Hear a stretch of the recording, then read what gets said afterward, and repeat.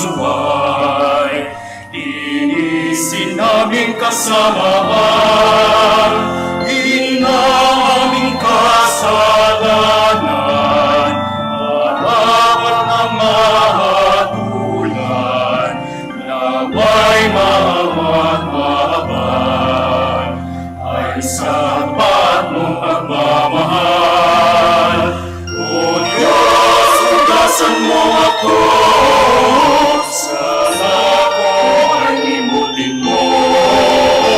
Linisin mo ng maging lusilakit mong puso. In the name of the Father, and of the Son, and of the Holy Spirit. Amen. The Lord be with you. And with your spirit. Good afternoon, my dear brothers and sisters, and welcome to the minor Basilica of Our Lady of the Rosary of Manaoag. We are now on the 7th Sunday in Ordinary Time. Brothers and sisters, let us acknowledge our sins and so prepare ourselves to celebrate the sacred mysteries. I confess To Almighty God, and to you, my brothers and sisters, that I have greatly sinned in my thoughts and in my words, in what I have done and in what I have failed to do, through my fault, through my most grievous fault. Therefore I ask Blessed Mary, ever Virgin, all the angels and saints, and you, my brothers and sisters, to pray for me to the Lord our God. May Almighty God have mercy on us, forgive us our sins, and bring us to everlasting life. Amen. Lord, have mercy. Lord, have mercy. Lord, have mercy. Christ, have mercy. Christ, have mercy. Lord, have mercy. Lord, have mercy.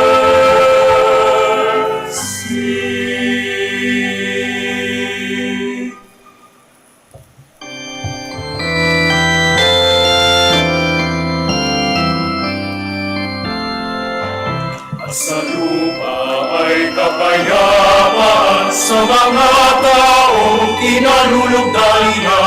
Pinupuri ka namin, dinarangal ka namin, sinasamba ka namin, ipinagbubuni ka namin.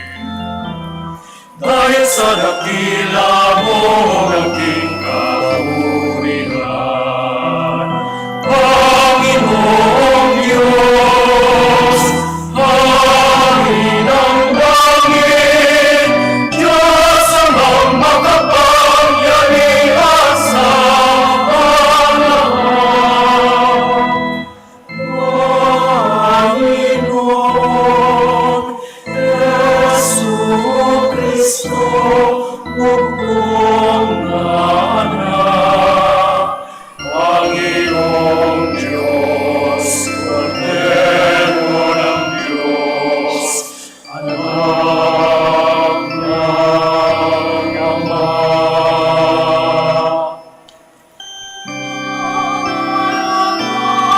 Nangangais ng mga kasalanan ng sanlibutan. Maawa ka sa amin. Nangangais ng mga kasalanan ng sanlibutan. Tanggapin mo ang aming kahilingan. Ikaw na naluluklok sa kanan ng Ama. Maawa ka sa amin. Sapagkat ikaw lamang ang banal, ang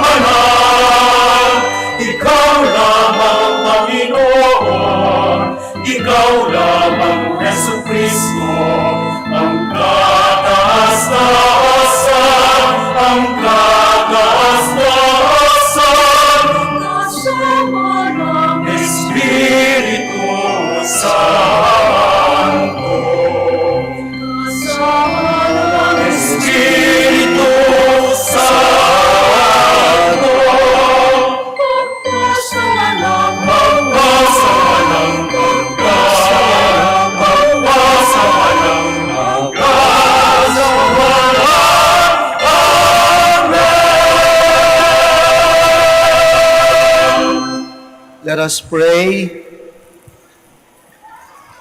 Grant, we pray, Almighty God, that always pondering spiritual things, we may carry out in both word and deed that which is pleasing to you. Through our Lord Jesus Christ, your Son, who lives and reigns with you in the unity of the Holy Spirit, God, forever and ever. Amen. Please be seated. Love of one's countrymen was one of the two basic commandments of the Old Testament. This is the love of neighbor that Jesus Christ will universalize to include all human beings. A reading from the book of Leviticus. The Lord said to Moses, "Speak to the whole Israelite community and tell them, 'Be holy, for I, the Lord, your God, am holy. You shall not bear hatred for your brother or sister in your heart. Though you may have to reprove your fellow citizen, do not incur sin because of him. Take no revenge and cherish no grudge against any of your people. You shall love your neighbor as yourself. I am the Lord.'" The word of the Lord. Thanks be to God. The Lord is kind and merciful. The Lord is kind and merciful. Bless the Lord, O my soul, and all my being. Bless his holy name. Bless the Lord, O my soul, and forget not all his benefits. The Lord is kind and merciful. He pardons all your iniquities, heals all your ills. He redeems your life from destruction, crowns you with kindness and compassion. The Lord is kind and merciful. Merciful and gracious is the Lord, slow to anger and abounding in kindness. Not according to our sins does he deal with us, nor does he requite us according to our crimes. The Lord is kind and merciful. As far as the east is from the west, so far has he put our transgressions from us. As a father has compassion on his children, so the Lord has compassion on those who fear him. The Lord is kind and merciful. The community of Corinth was plagued with dissension and rivalries. In today's passage, the Apostle Paul reminds the Corinth and all of us, and we form one body, and that our communities are examples of God, and a division in them is a profanation of God's temple. A reading from the first letter of St. Paul to the Corinthians. Brothers and sisters, do you not know that you are the temple of God, and that the Spirit of God dwells in you? If anyone destroy God's temple, God will destroy that person. For the temple of God, which you are, is holy. Let no one deceive himself. If anyone among you considers himself wise in this age, let him become a fool, so as to become wise. For the wisdom of this world is foolishness in the eyes of God. For it is written, God catches the wise in their own ruses. And again, the Lord knows the thoughts of the wise, that they are vain. So let no one boast about human beings, for everything belongs to you. Paul or Apollos or Cephas, or the world, or life, or death, or the present, or the future, all belong to you, and you to Christ, and Christ to God. The word of the Lord. Thanks be to God. Please stand.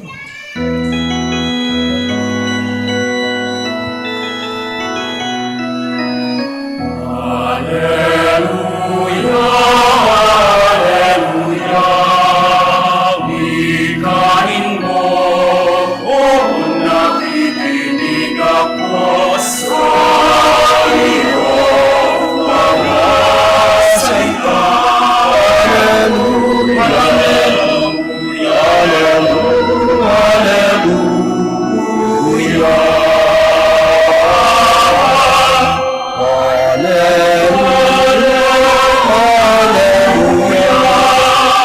Wikain mo, sa iyo, mga salita. Hallelujah, hallelujah, hallelujah.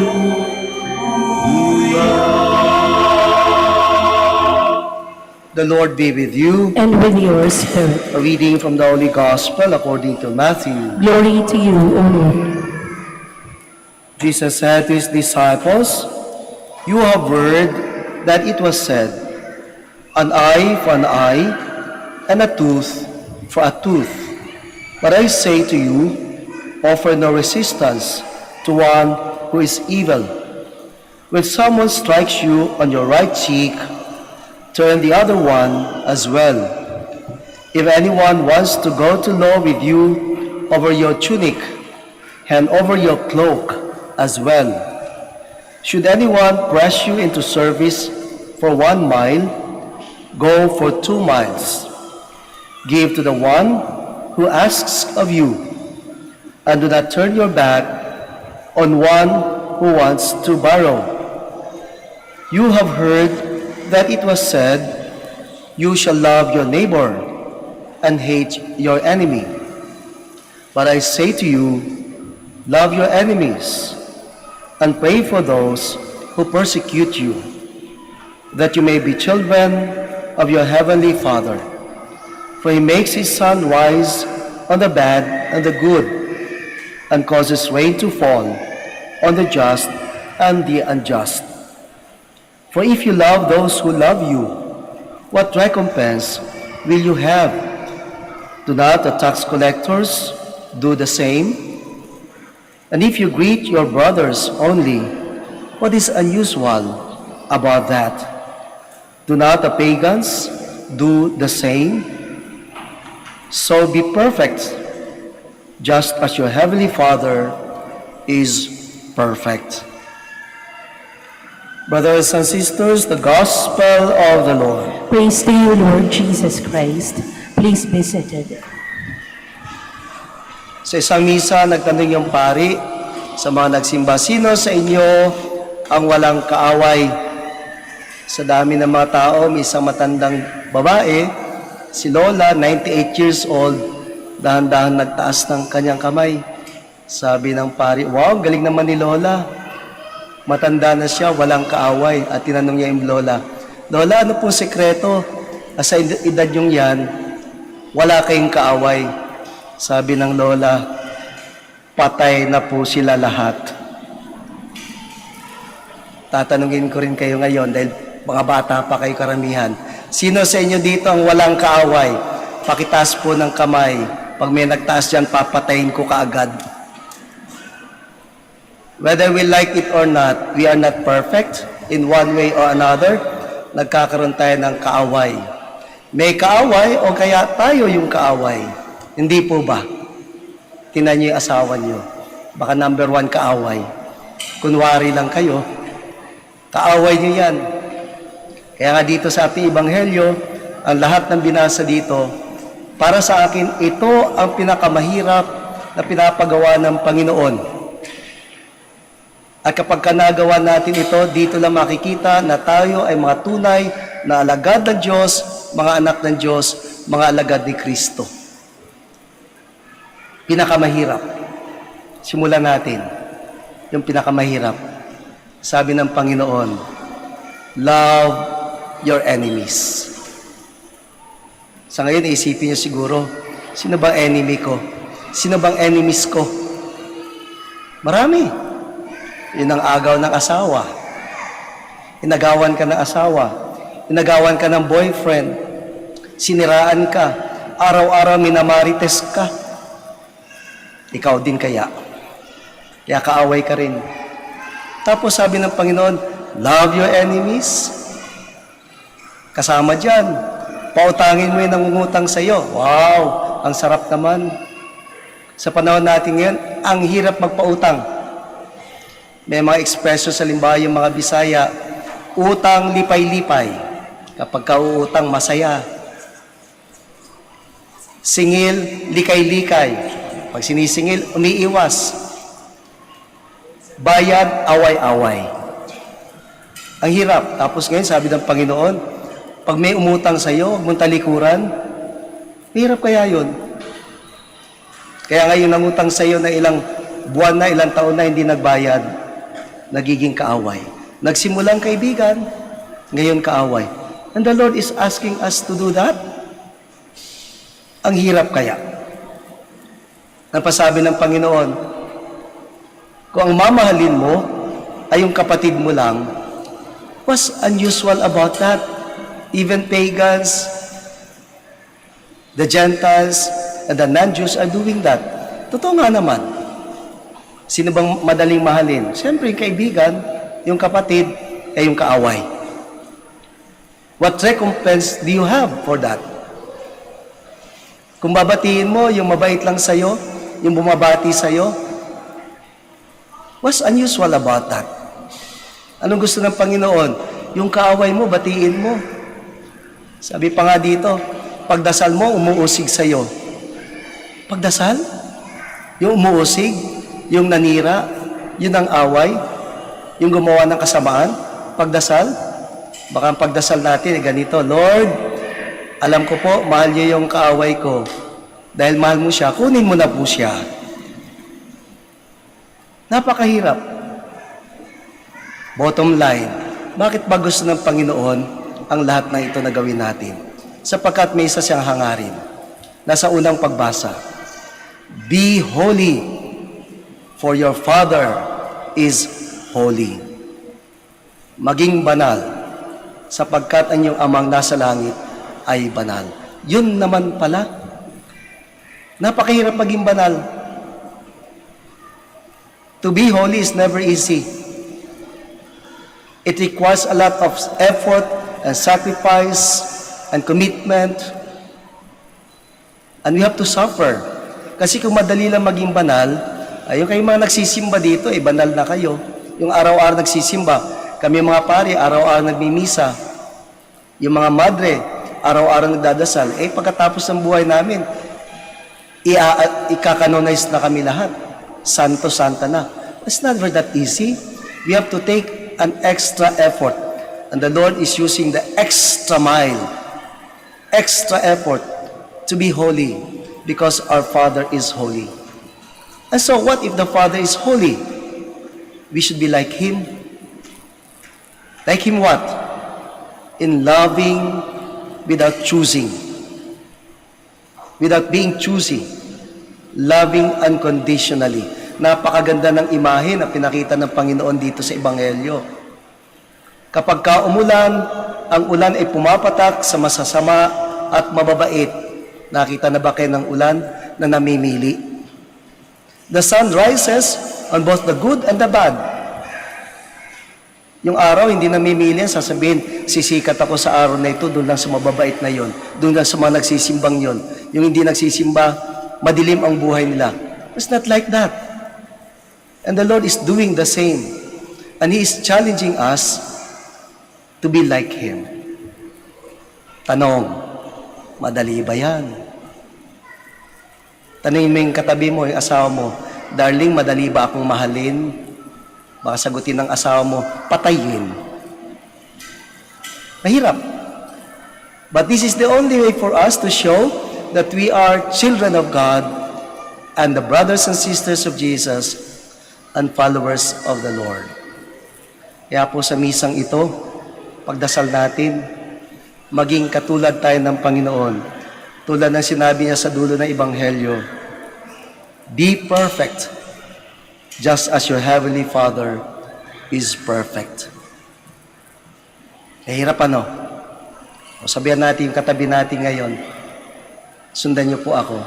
Kapatid, magmahal ka kahit mahirap at hayaan mo na malin ka ng iba kahit salbahe ka.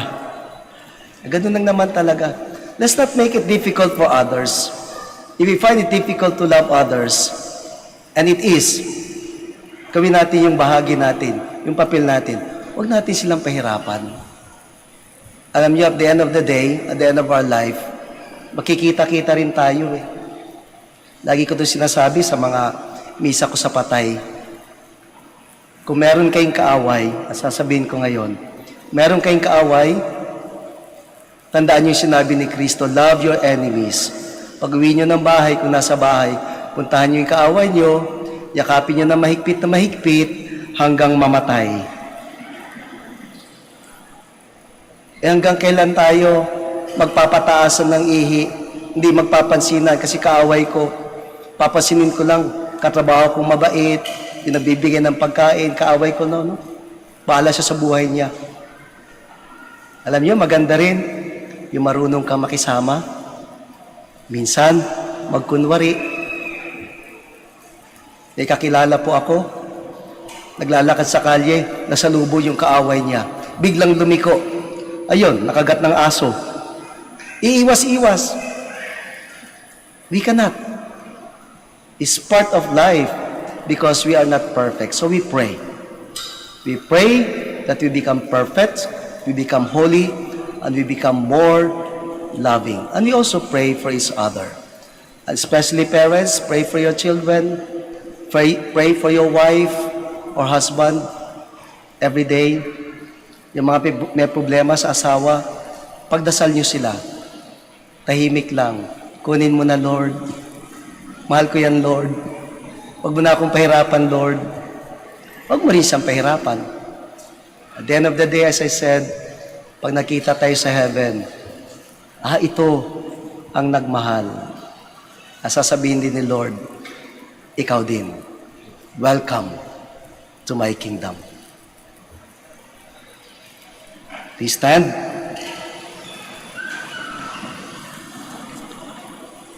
Let's now profess our faith, so we all say, I believe in one God, Father Almighty, maker of heaven and earth, of all things visible and invisible.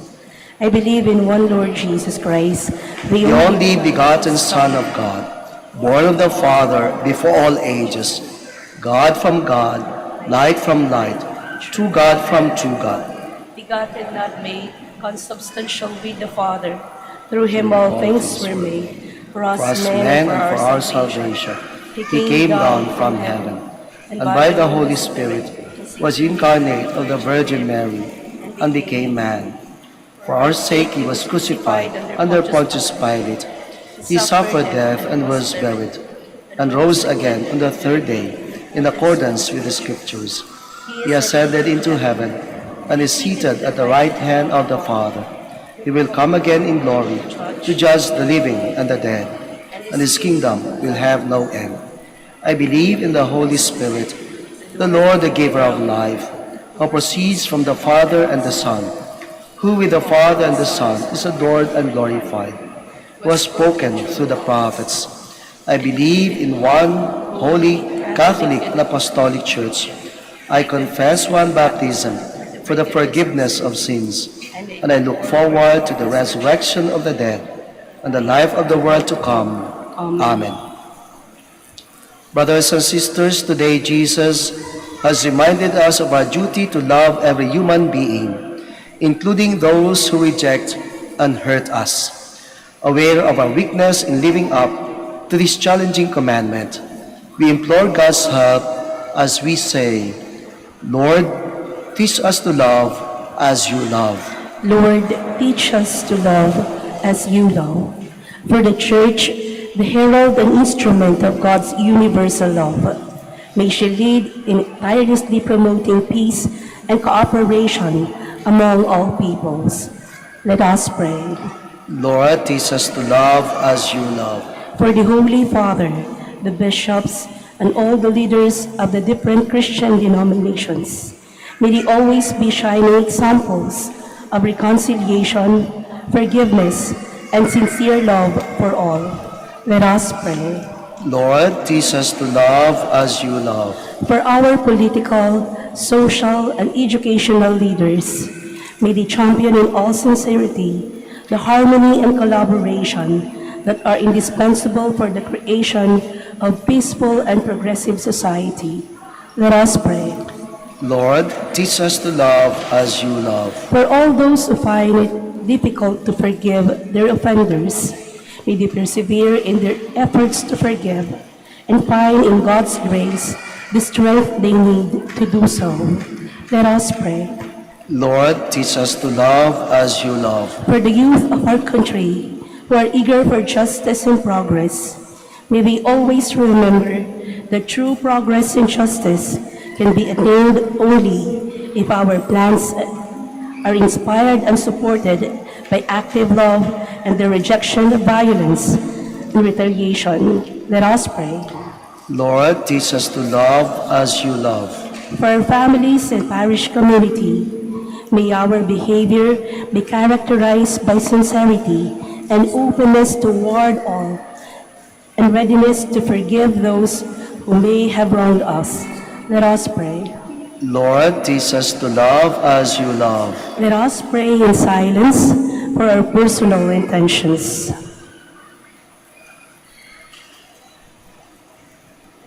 Let us pray. Lord, teach us to love as you love. God of all love and forgiveness, grant that we may never yield to the temptations of violence and retaliation, and that all our thoughts, plans, and actuations may be inspired by a Christ-like love. We ask this in the name of Jesus the Lord. Amen. Please be seated.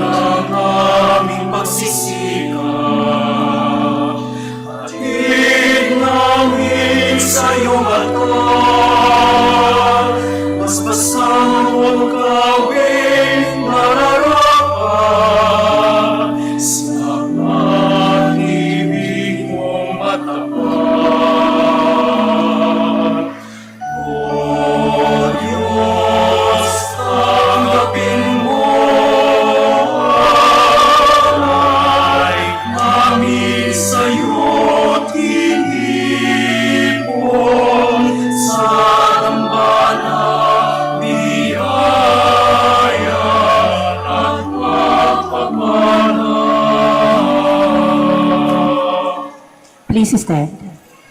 My brothers and sisters, that may sacrifice on yours may be acceptable to God the Almighty Father. May the Lord accept the sacrifice at your hands for the praise and glory of his name, for our good and the good of all his holy church. As we celebrate the mysteries, O Lord, with the observance that is your due, we humbly ask you that what we offer to the honor of your majesty may profit us for salvation. Through Christ our Lord. Amen. The Lord be with you. And with your spirit. Lift up your hearts. Lift them up to the Lord. Let us give thanks to the Lord our God. It is right, just. It is truly right and just, our duty and our salvation, always and everywhere to give you thanks. Lord, Holy Father, Almighty and Eternal God, for you so loved the world that in your mercy you sent us the Redeemer, to live like us in all things but sin, so that you might love in us what you loved in your Son, by whose obedience we have been restored to those gifts of yours, that by sinning we had lost in disobedience. And so, Lord, with all the angels and saints, we too give you thanks, as in exaltation we acclaim.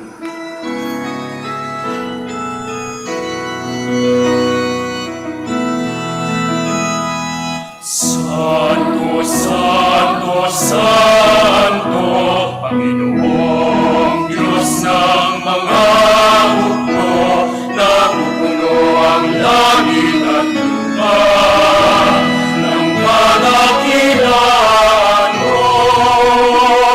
Hosana sa kaitaasan, pinagpalang na paririto sa ngalan ng Panginoon. Hosana, Hosana, Hosana sa kaitaasan.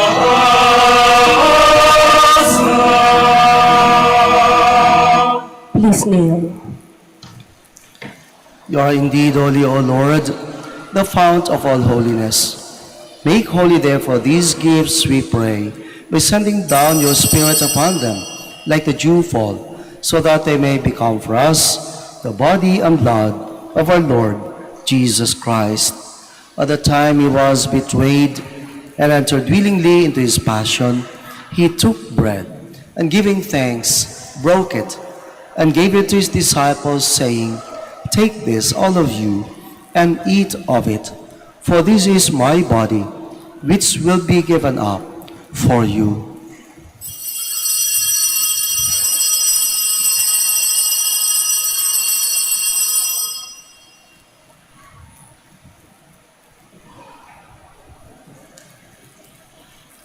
In a similar way, when supper was ended, he took the chalice, and once more giving thanks, he gave it to his disciples, saying, "Take this, all of you, and drink from it.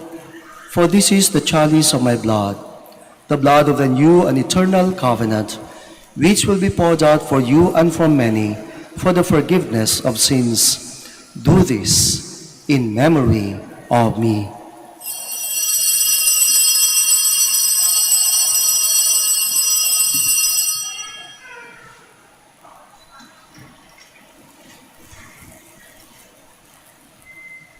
The mystery of faith.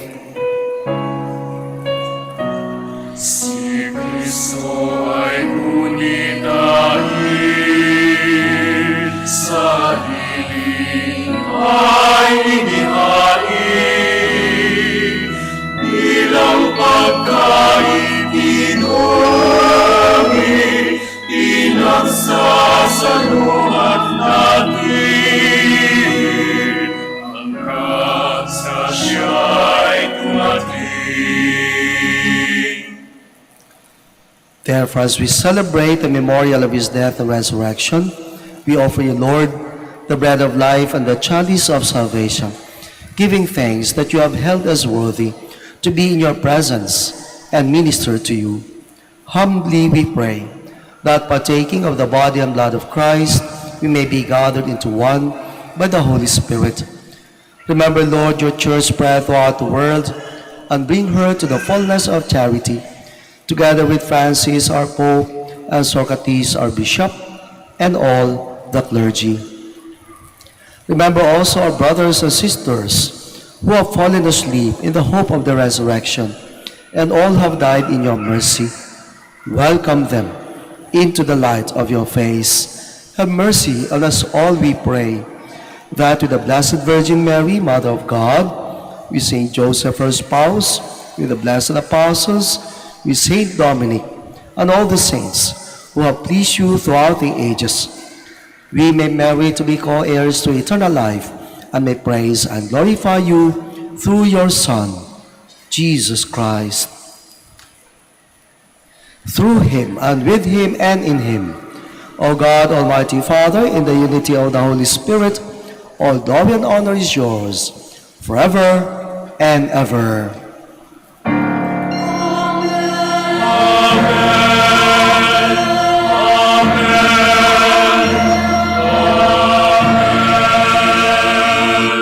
Please stand. At the Savior's command and formed by divine teaching, we dare to say,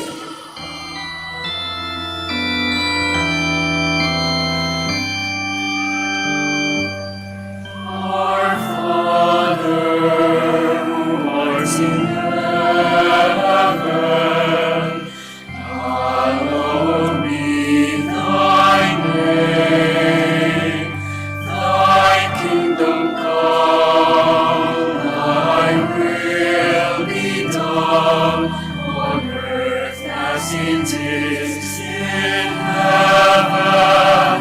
Give us this day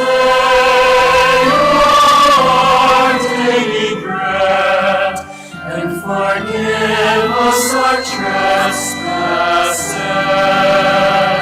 as we forgive those who trespass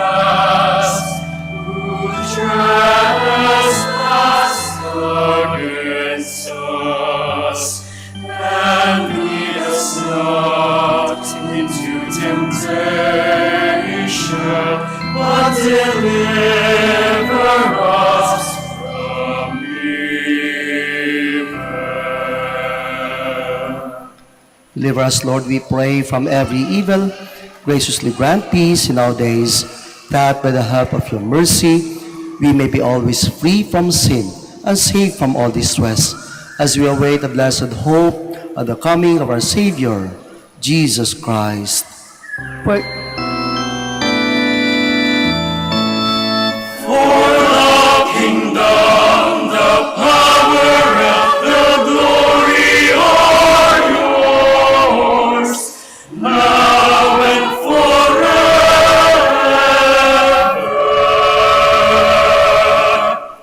Lord Jesus Christ, who said to your apostles, "Peace I leave you, my peace I give you," look not on our sins, but on the faith of your church, and graciously grant her peace and unity in accordance with your will, who live and reign forever and ever. Amen.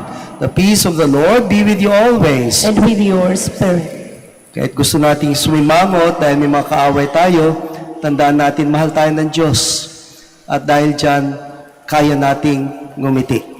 Bigyan natin magandang ngiti yung katabi. Ang hindi ngingiti, mamamatay agad.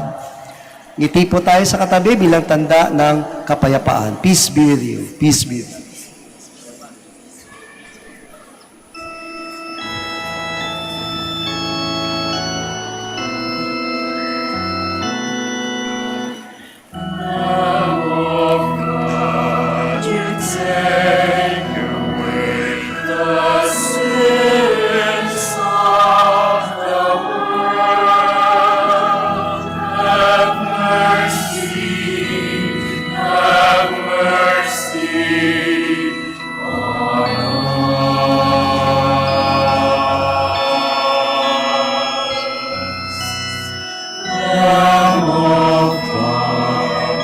Take away the sins of the world. Have mercy, have mercy on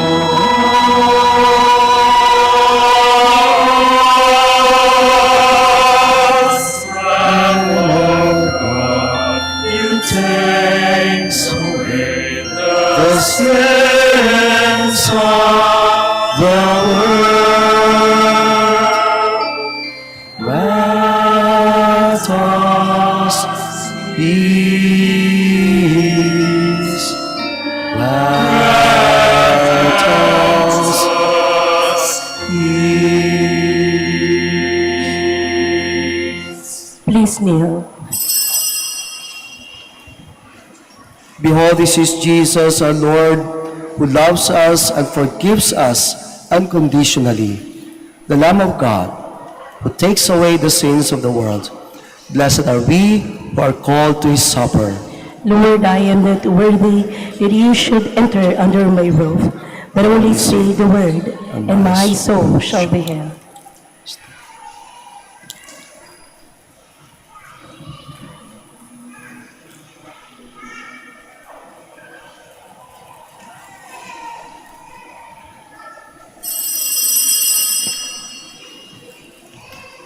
Paalaala po sa lahat, sa inyong pagtanggap ng komunyon, bago po humarap, pakibaba na po ang face mask.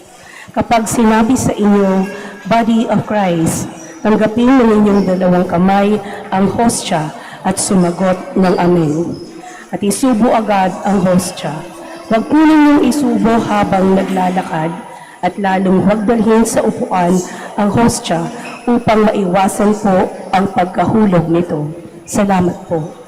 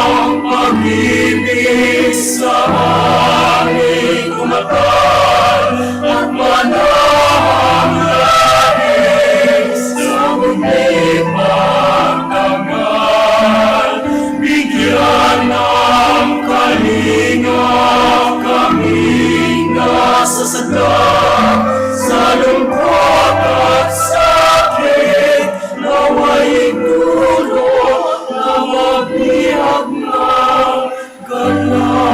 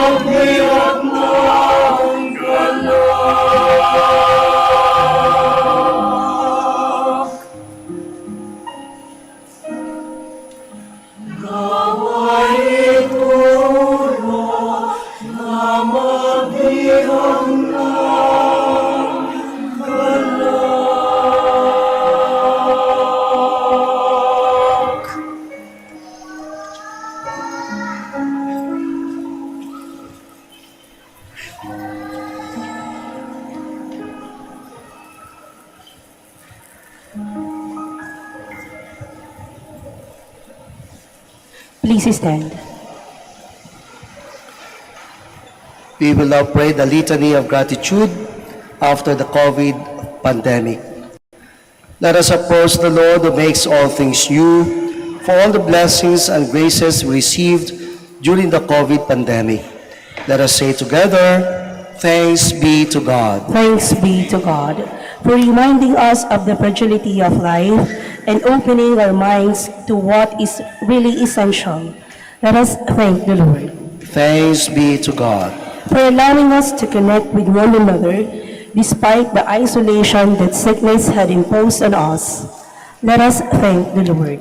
Thanks be to God. For the heroic kindness of those who provided us with scientific, social, and spiritual help, and for the gift of a newly discovered vaccines.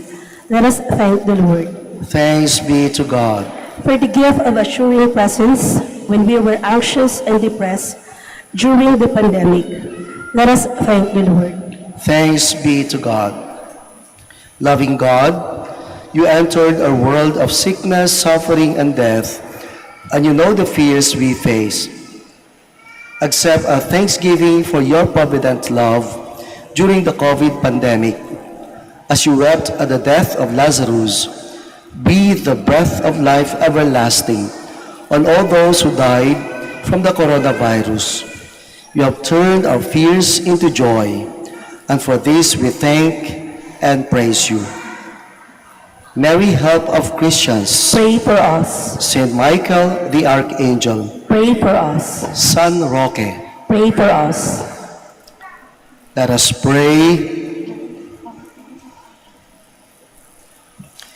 Grant, we pray, Almighty God, that we may experience the effects of the salvation which is pledged to us by these mysteries.